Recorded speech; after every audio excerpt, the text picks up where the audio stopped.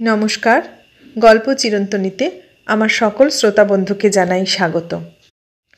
শুনছেন প্রতিভা বসুর লেখা উপন্যাস মনের ময়ূর। আজ পড়ব উপন্যাসটির চতুর্থ পর্ব।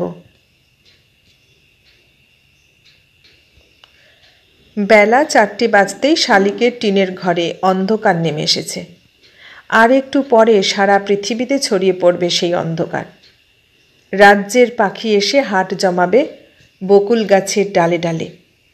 তাদের কিচিরমিচির থামতে থামতে রাত আসবে এই বাড়িতে। পাশের ঘরে কম্পোজিটর নিকুঞ্জ সরকার ফিরে আসবে কাশতে কাশতে বাঁকা হয়ে। বাবরি ছাটা শশীশেখর আসবে শীষ দিতে দিতে।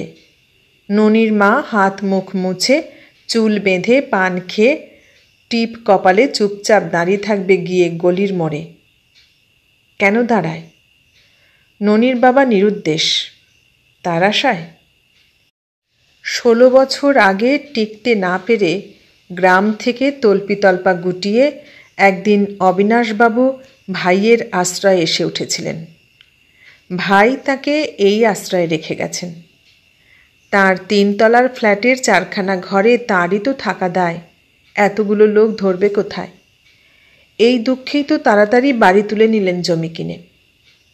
জল ভরা চোখে ঘরে ঢুকতে ঢুকতে বাবা বললেন, ওকে যদি যেতে দিতাম ওর অদৃষ্ট নিয়ে, হয়তো ও সুখীই হতো।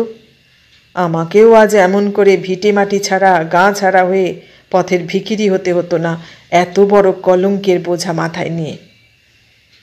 মা দীর্ঘশ্বাস ফেললেন। কাকা ফোঁস করে উঠলেন, এইরকম অন্যায় করে যদি সুখী হয় তবে তো সে সুখ ভেঙে দেওয়াই গুরুজনের কর্তব্য। হয়তো কেন, নিশ্চয়ই। গোড়া থেকেই আমি জানতাম মেয়েকে আপনারা যেরকম প্রশ্রয় দিচ্ছেন তার একটা যোগ্য শাস্তি পেতেই হবে আপনাদের। পেলাম। আমি গিয়ে না পড়লে আপনাদের অদৃষ্টে আরও দুঃখ ছিল। বামুন সূত্রে একটা বিয়ে হতেই বা বাধা ছিল কি? মেয়ের স্নেহে আপনারা যেরকম অন্ধ, এর চেয়ে আরেকটু ভালো বাড়ি পাওয়া যায় না বিকাশ? অন্তত একটু ভদ্র। বাবা হতাশ চোখে চারপাশে তাকালেন। মা বসে পড়েছেন দরজায়, চৌকাঠের উপর মাথায় হাত দিয়ে। ভাই বোনেরা শ্যাওলা ধরা 3 হাত চওড়া 3 হাত লম্বা উঠোনের কোণে এর মধ্যেই 2টো নন্দদুলার আর একটা তুলসী চারার সন্ধান পেয়ে কে কোন গাছের অধিকারী হবে তা নিয়ে ব্যস্ত হয়ে পড়েছে। কাকা চোখ কপালে তুললেন। এ বাড়ি আপনার পছন্দ হয় না? 20 টাকা ভাড়ায় এর চেয়ে ভালো বাড়ি আমি ছাড়া আর কেউ বার করতে পারবে কলকাতায়? মার দিকে তাকিয়ে বললেন, দেখুন বৌঠান, একটা কথা আপনাদের বলি, পাপীকে যারা প্রশ্রয় দেয় পাপ তাদেরও কম নয়। সমস্ত জীবন ও জ্বলুক পুরুক, পুড়ে পুড়ে ছাই হয়ে যাক, তবেই ও বুঝবে কত বড় অপরাধও করেছিল। আর সেই আগুনের তাপ তার বাপ মায়ের গায়ে তো একটু লাগবেই। মা বড় বড় চোখ মেলে তাকিয়ে আছেন কাকার মুখের দিকে। কাকা আবার আঙুল নাড়লেন। বুঝুক, ফলটা বুঝুকও।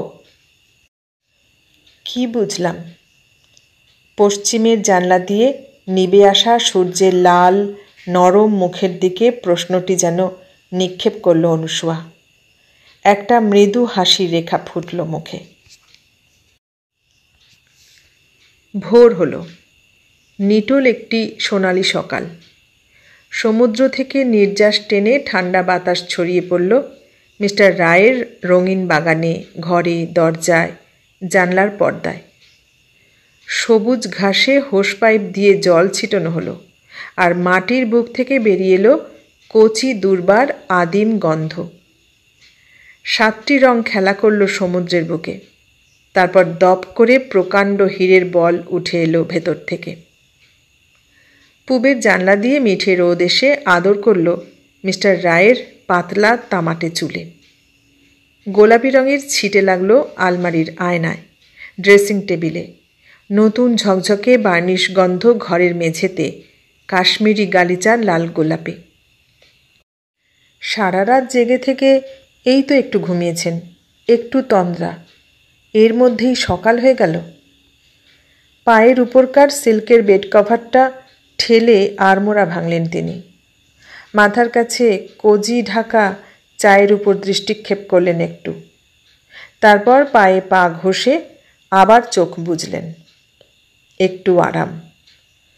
কতকাল পরে এই আরাম তার। ভোর না হতেই লাফিয়ে উঠতে অভ্যস্ত তিনি। এক চুমুক চা খান কি খান না, তক্ষুনি তোয়ালে নিয়ে ছোটেন স্নান করতে। স্নানের আগে 10 মিনিট এক্সারসাইজ। স্নান করে বেরুতে না বেরুতেই পোশাক নিয়ে প্রস্তুত হয়ে থাকা বেয়ারা ছুটে আসে কাছে। 5 মিনিট। তারপর ব্রেকফাস্ট। প্রকাণ্ড ডাইনিং টেবিল বুকে নিয়ে প্রশস্ত খাবার ঘর তেমনি সুসজ্জিত হয়ে পড়ে থাকে। তিনি শোবার ঘরেই সেরে নেন সেটা। তারপরেই কারখানায় ছোটেন। 6টার মধ্যে হাজির সেখানে। 6টা থেকে 1টা পর্যন্ত মাথা তোলেন না। তারপর 1 ঘন্টার জন্যে লাঞ্চের ছুটি। পিলপিল করে প্রকাণ্ড ফটক দিয়ে স্রোতের মতো মানুষ বেরুতে থাকে। তিনি তার অফিস ঘরের জানলা দিয়ে তাকিয়ে তাকিয়ে দেখেন। তিনি বেরোন কালে ভদ্রে 1-8 দিন। ভালো লাগে না। কি হবে এটুকু সময়ের জন্য আর বাড়ি গিয়ে? বাড়িতে তার কিসের প্রত্যাশা? কে তার জন্যে প্রতীক্ষা করে বসে আছে সেখানে? ফেরেন একেবারে সেই রাত 9টায়। একেবারে সব সেরে সব মিটিয়ে হিসেব কেতাব ঘেঁটে। সেই দৈনন্দিন নিয়মে আজ বাধা পড়ল তার। সারা শরীরে আলস্য মাখিয়ে এপাশ ওপাশ করলেন অনেকক্ষণ। তারপর বেলা আরও একটু চড়লে উঠে এলেন দক্ষিণের পোর্টিকোতে। এই ঝাপটা হাওয়া উঠে এলো সোজা সমুদ্র থেকে। সিল্কের ড্রেসিং গাউনে দোলা লাগলো। আঙুলে বিলি কাটার মতো নড়তে লাগলো নেটের পর্দার ঝালর।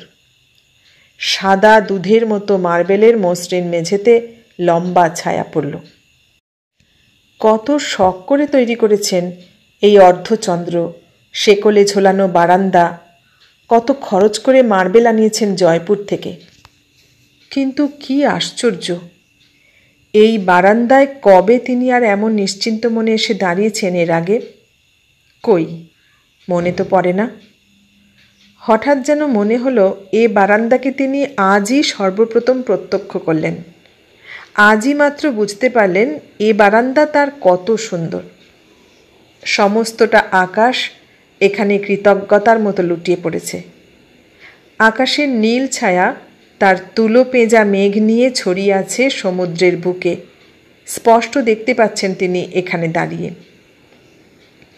নিচে অজস্র লাল নীলের উপর চিকচিক করছে রোদ। কালো হলদে প্রজাপতিরা ঝলসে বেড়াচ্ছে পাখা মেলে মেলে। বড় বড় গাছের মাথায় বাতাসের আদর। আলস্য আলস্য আলস্য আজ যেন পেয়ে বসেছে তাকে। চোখ যেন জড়িয়ে আসছে কেবল। কেন? কাল ঘুমোতে পারেননি বলে? তাই কি তার এই ক্লান্তি, এই মধুর ক্লান্তি? যে ক্লান্তিকে তিনি কবে বিদায় দিয়েছিলেন শরীর থেকে তা পর্যন্ত ভুলে গেছেন। ক্লান্তি? হাসলেন একটু। একটা সিগারেট ধরালেন পেট্রোল চকমকিতে। তাঁর আবার ক্লান্তি। গদি আটা মখমলের কোমল ডিভানে গা এলালেন। পা থেকে সাদা বাছুর চামড়ার নরম চটিটি আস্তে খসে পড়ল ধবধবে মেঝেতে। একেবারে মিশে গেল। ভেতরে ঘরদোর আয়নার মতো ঝকঝক করছে। ভৃত্যেরা মুছছে জানলার কাঁচ, ঝাড়ছে আলমারি, শান পালিশ করা মেঝে স্ফটিকের মতো স্বচ্ছ করে তুলছে ধুয়ে মুছে। এই নিয়ম। বেলা আর একটু বাড়লে, হাওয়া আর একটু গরম হলে খসখস ফেলে দেবে ঘরে ঘরে। তারপর সুগন্ধি জলে স্প্রে করা হবে তার উপর। চন্দনের গন্ধে আকুল হয়ে উঠবে সারা বাড়ি। হাওয়ায় ছড়িয়ে পড়বে শীতলতা। কিন্তু কার জন্য? তাঁর জন্যই। যদিবা তিনি কখনো কোনো মুহূর্তে খেয়ালবশত কারখানা থেকে চলে আসেন বাড়িতে। বাঁকা হাসলেন আবার। দৃঢ় একটি হাত মাথার তলায় রেখে আরেকটি হাতের দুটি মোটা আঙুলের ফাঁকে অর্ধদগ্ধ সিগারেটটি অকারণে জ্বলতে দিয়ে তারপর চুপচাপ তাকিয়ে রইলেন আকাশের উজ্জ্বল নীলে। জীবনের অপরাহ্নে দাঁড়িয়ে তার স্মৃতিসমুদ্র আজ উদ্বেল অধীর। 40 বছর বয়সের এই লক্ষপতি ব্যবসায়ী, জীবনযুদ্ধে যিনি সর্বতোভাবে জয়ী, নিরপেক্ষ, আত্মনির্ভরশীল, তিনিও আজ গভীর চিন্তায় নিমগ্ন, উদ্ভ্রান্ত, অস্থির হয়ে পড়লেন। এই বুড়ো বয়সে তাঁরও আজ বিয়ে? আশ্চর্য! তাঁরও তবে বিয়ে? তাঁরও একটি কলঙ্কিত অধ্যায়ের উপর আর কয়েক ঘন্টা বাদেই যবনিকাপাত। এক ঝাঁক সিন্ধু পাখি উড়ে গেল ছায়া ফেলে ফেলে, একভাবে এক লয়ে ঝুমরা তালে। সমুদ্রে প্রবল শব্দে ঢেউ ভাঙল একটি, একটার পর একটা তরঙ্গ একই ছন্দে একই গতিতে গড়িয়ে আসতে আসতে তীরের কাছে আড়মোড়া ভাঙল বোধহয়। নাচের বিরতি। দূরে কোথায় কার গাড়ির সুরেলা হর্ন সোহিনীর পর্দা ছুঁয়ে গেল, তারপর চুপ। মস্ত বাড়ি, রূপকথার রূপোর কাঠির স্পর্শ লাগল, নিঝুম, নিথর। কেবল মাথার উপর বিরাট পাখার সাদা সাদা 4টি ব্লেডের ভ্রমর গুঞ্জন, তানপুরোর 4টি তার, জোয়ারিতে ভরা। দুঃখেরও তিমিরে যদি জলে তব মঙ্গল আলোক, ক্লান্তি আমার ক্ষমা করো প্রভু, জয় করে তবু ভয় কেন তোর যায় না। আর আর কি, আর কি না গাইতো সে! কি কি হঠাৎ মনে পড়াবার ব্যাকুলতায় অধীর হয়ে উঠে দাঁড়ালেন মিস্টার রায়। কত সুর ভেসে ভেসে এলো, কথা মনে পড়ল না, কিছুতেই না। কাব্যলক্ষ্মী ধরা দিলেন না তাকে। কি আর হবে? সিগারেটের শেষ টান দিতে দিতে সহাস্যে মাথা নাড়লেন। সরস্বতী তো মেয়ে, আর কত আশা করা যায় তার কাছে? তা নইলে প্রাক্তন বন্ধু হিসাবে মিস্টার রায়ের সঙ্গে তার এর চাইতে ভালো ব্যবহার করা উচিত ছিল আজ। নাকি সওদাগরি করেন বলেই এই অভিমান? একটা সামান্য গানের কলিও ধরিয়ে দিতে পারেন না মনে? একসময় তো কত প্রণয় ছিল। পরীক্ষার খাতায় যেসব উঁচু মগজের ক্যারদানি দেখিয়ে তাক লাগিয়ে দিয়েছেন মাস্টারমশাইদের, সেসব তো তাঁরই প্রণয়ের ফল। তা নইলে বিনয় রায় আবার পড়াশুনো করত কবে? বীরের মতো হলে ঢুকে যে তীরের মতো বেরিয়ে আসত, তার জন্য নিজে কতটুকু খাটত সে! স্মরণশক্তি, অসাধারণ স্মরণশক্তি ছিল তাঁর। বাজি রেখে সময় নিবিষ্ট করে কবিতা মুখস্থ করতেন তিনি। মাত্র 2 বার পরেই রবীন্দ্রনাথের শিশুতীর্থ প্রায় কণ্ঠস্থ হয়ে গিয়েছিল। আর আজ কিনা একটা সামান্য গানের লাইন মনে আনতেই গলদঘর্ম। কিন্তু তাকে মনে আনতে আর একজন গলদঘর্ম হবেন না তো আজ রাত্রিরে? হঠাৎ কথাটা মনে হয়ে ছেলে মানুষের মতো লাল হয়ে উঠলেন। একটু যেন কাঁপল বুকটা। নিজের 24 বছর বয়সের সুখের প্রাবল্যে ভরা উদ্দাম সবুজ দিনগুলোর দিকে একবার ফিরে তাকালেন তিনি। MA পরীক্ষা হয়ে গেল। দিদি বললেন, এবার তোকে বিলেত পাঠাবো। বিনয় বলল, সেখানে গিয়ে কে এমন দিগ্গজ হব? সকলে যেমন হয়। মিছিমিছি টাকা খরচ। টাকা তো খরচের জন্যই। তা খরচ তো অনেক করলে, এবার একটু আয়ের চেষ্টা করলে মন্দ কি? নিশ্চয়ই মন্দ নয়, আমিও তো তার জন্যেই তৈরি হতে বলছি। যা তৈরি হয়েছি তাতেই আমাদের বেশ চলবে। একটা যে ফার্স্ট ক্লাস পাবোই তা তুমি ধরে নিতে পারো, আর একটা যে মাস্টারি জুটবে তাও প্রায় নিশ্চিত। তার চেয়ে বেশি জুটলে মন্দ কি? না জুটলেই বা এমন কি ক্ষতি? আচ্ছা আচ্ছা, চুপ কর তুই। নিশ্চিন্ত মনে বিশ্রাম কর তো কদিন, তারপর সব হবে। আমিও ততদিনে টাকা জোগাড় করে ফেলতে পারবো। সেই প্রসঙ্গে দিদি পূর্ণচ্ছেদ টেনে নিজের কাজে মন দিলেন। প্রস্তাব লোভনীয়, সন্দেহ কি, কিন্তু দিদির ওই সামান্য পুঁজি থেকে আয় কত? যদিও এই নিঃসন্তান বিধবা দিদিটির সেই একমাত্র স্নেহের বন্ধন, তবু তার তো নেবার একটা সীমা আছে। বাবা যতদিন জীবিত ছিলেন যথেষ্ট উপার্জন করেছেন, কিন্তু আয়ের অতিরিক্ত ব্যয় করে শেষ পর্যন্ত কিছুই তিনি রেখে যেতে পারেননি। বেশি বয়সের মাতৃহীন ছেলের উপর স্নেহটা এতই উগ্র ছিল যে তার তিলতম স্বাচ্ছন্দ্যের অভাবেও ব্যতিব্যস্ত হয়ে পড়েছেন তিনি। ইংরেজি ভাবাপন্ন মানুষ ছিলেন নিজে, কাজেই উঁচু মাসুলে ছেলেকে মিশনারি স্কুলে ভর্তি করে দিয়েছিলেন। পোশাক আশাকের ঘটা ছিল, আহার ছিল রাজকীয়, উপরন্তু স্ত্রীলোকহীন সংসার বলে খরচের রাগঢাক কিছু ছিল না। চাকর বাকররা দুহাতে লুটত, খরচ করত অকারণে, ছড়াতো, ছিটাতো, নষ্ট করত, পুঁটুলি বাঁধত। মাঝে মাঝে দিদি এসে রাশ টানতেন। তিনি চলে গেলে আবার যে কে সেই। তারপর কোনো এক ভাদ্রের টিপটিপ বৃষ্টির অপরাহ্নে অজ্ঞান অবস্থায় তিনি ফিরে এলেন আপিস থেকে। যারা নিয়ে এসেছিলেন তারাই ধরাধরি করে বিছানায় শুইয়ে দিলেন, ছুটোছুটি করলেন, রাজ্যের ডাক্তার জড়ো করলেন ঘরের মধ্যে।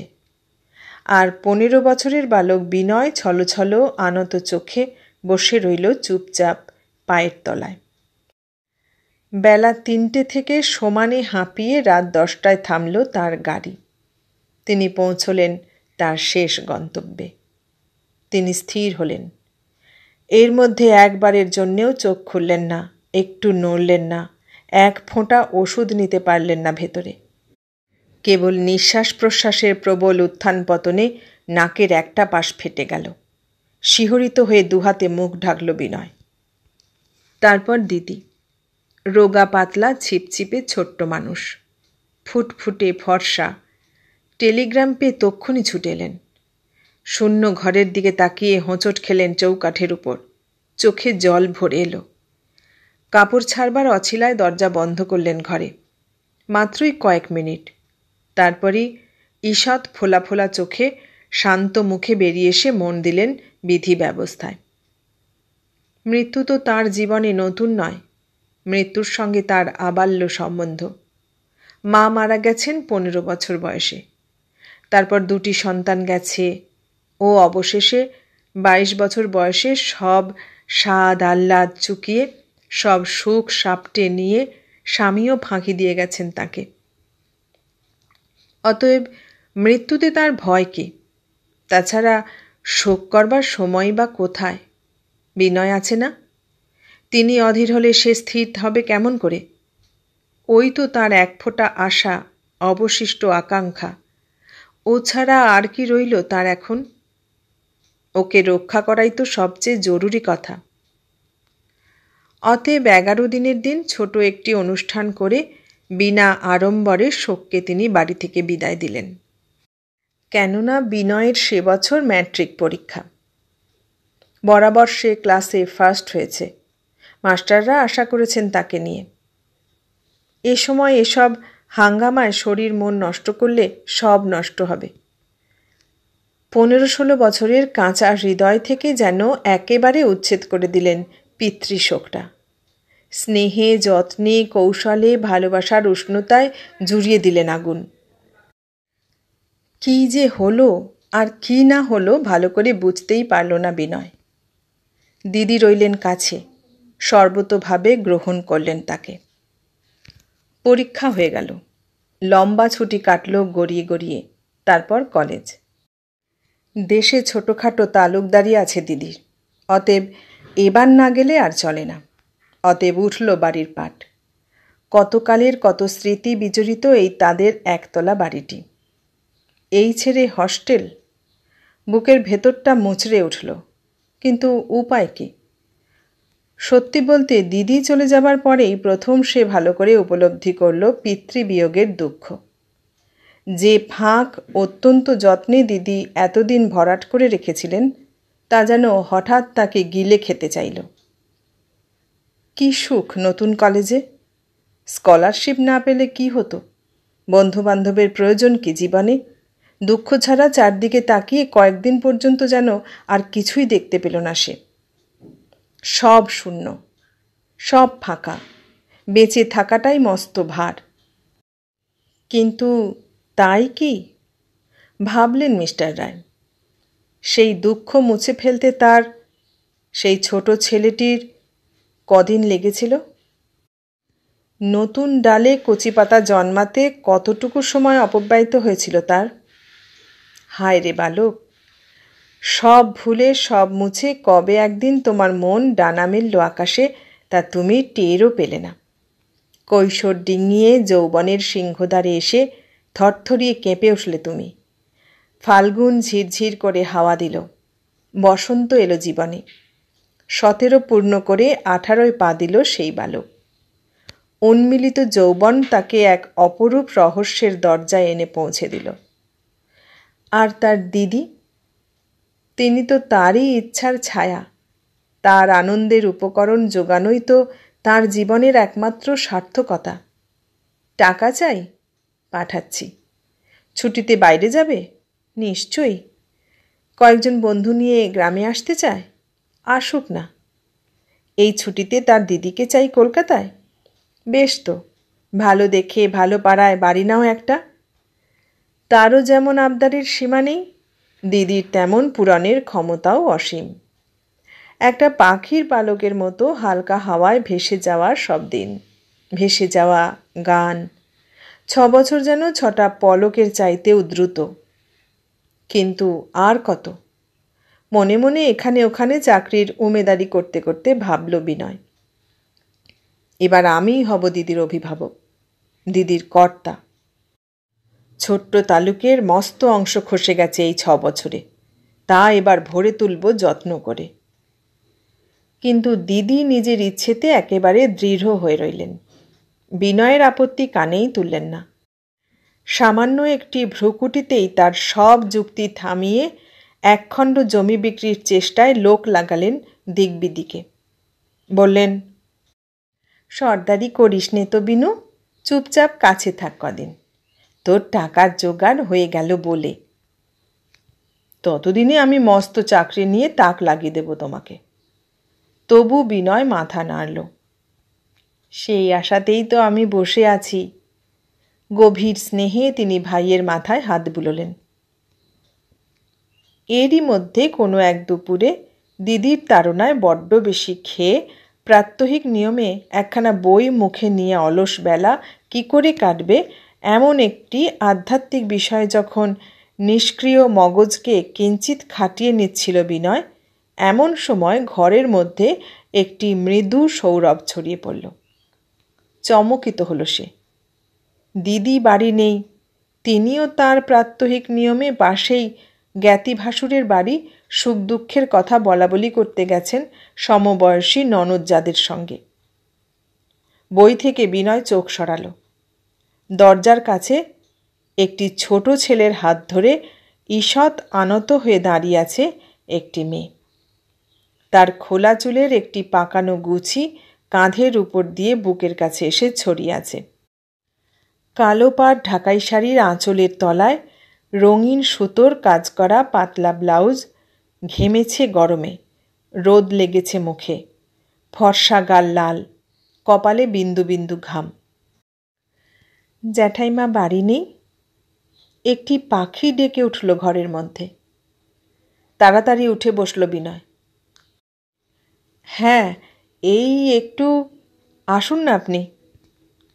ঘুমুচ্ছেন? না, এইখানে ওর ভাসুরের বাড়ি, আমি এখনই ডেকে পাঠাচ্ছি। খাট থেকে নেমে মেয়েটিকে পাশ কাটিয়ে তাড়াতাড়ি দেউড়িতে এসে দাঁড়ালো দ্রুত পায়ে। চাকররা গোল হয়ে তাস খেলছে সেখানে।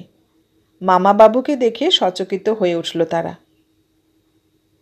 এই যা যা, শিগগির যা, দৌড়ে গিয়ে মাকে ডেকে নিয়ে আয় তো বড় কর্তার বাড়ি থেকে। চাকররা তাস ফেলে ছুটল আদেশ পালন করতে। আর বিনয় হন্তদন্ত হয়ে আবার ফিরে এলো তক্ষুনি। ঘরে ঢুকতে ঢুকতে বলল, বসুন না আপনি, উনি এখনই এসে পড়বেন। সাবেকি আমলের মস্ত বাড়ি, একসময় যে জাঁকজমক ছিল চিহ্ন আছে তার। ঘরের ভেতর মেহগনির ভারী ভারী হাঁপ ধরা আসবাবপত্র। মকরমুখ টেবিলের কালো বার্নিশে সাদা হাত রেখে প্রকাণ্ড পিঠ উঁচু চেয়ারটিতে জড়সড় হয়ে বসল মেয়েটি। আর ভাইটি ছুটে চলে গেল রান্নাঘরের পেছনে। যেখানে সারি সারি পেয়ারা গাছে রাশি রাশি পেয়ারা ধরে আছে। পড়ে যাচ্ছে, লোকেরা নিচ্ছে, পাখিতে ঠোকরাচ্ছে। পরীক্ষার পরের এই 1 মাসের শান্ত সমুদ্রে এই একটু তরঙ্গ। ভালো লাগলো বিনয়ের। এখানকার দিন সত্যিই তার কাটতে চায় না। রাত্রি ফুরোতে চায় না, ঘুমিয়ে ঘুমিয়ে ক্লান্ত হয়ে।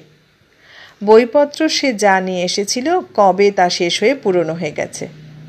আগ্রহের সঙ্গে আলাপ জমাতে চেষ্টা করল। ওটি বোধ হয় আপনার ছোট ভাই?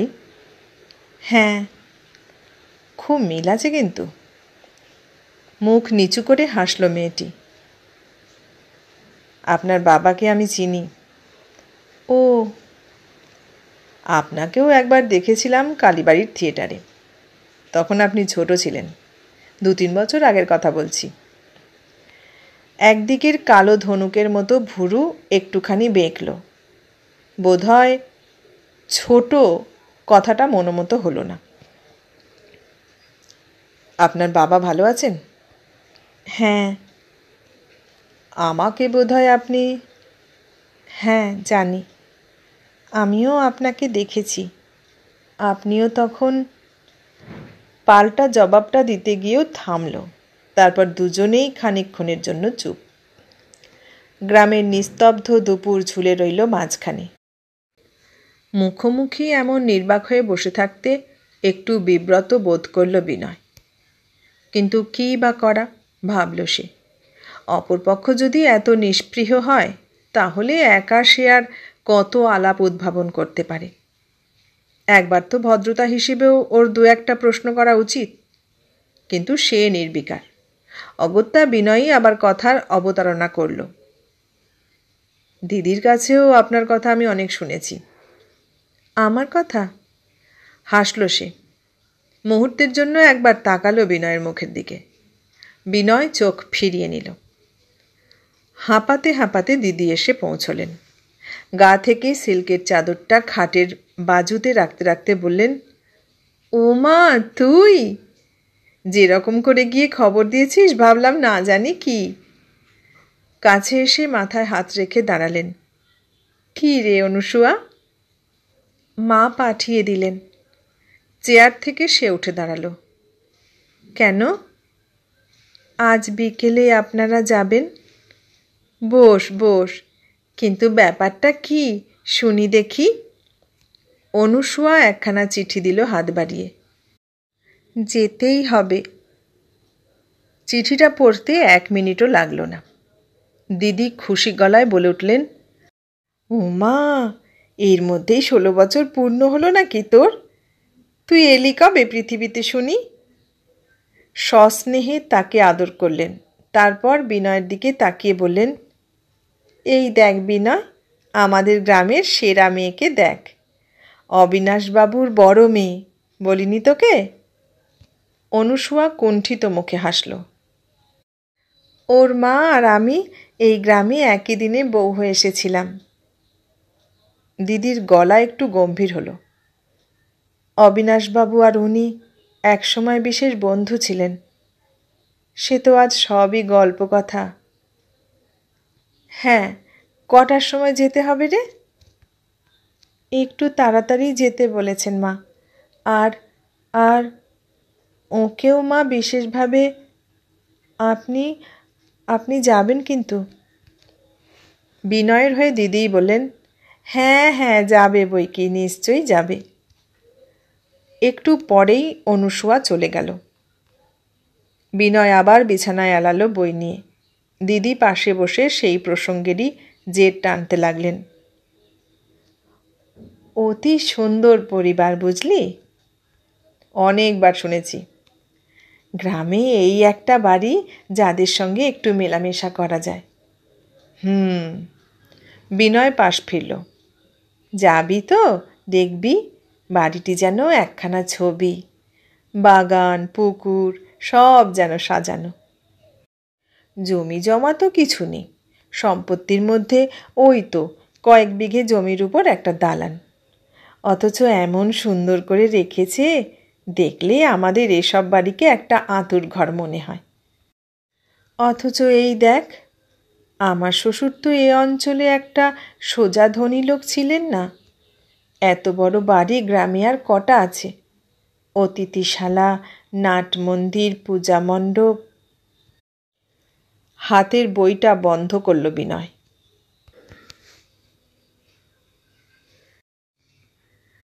শুনলেন মনের ময়ূর উপন্যাসটির ৪র্থ পর্ব। কেমন লাগলো? ভালো লাগলে লাইক, কমেন্ট, শেয়ার করবেন। আর নতুন বন্ধু হলে সাবস্ক্রাইব করার অনুরোধ রইল।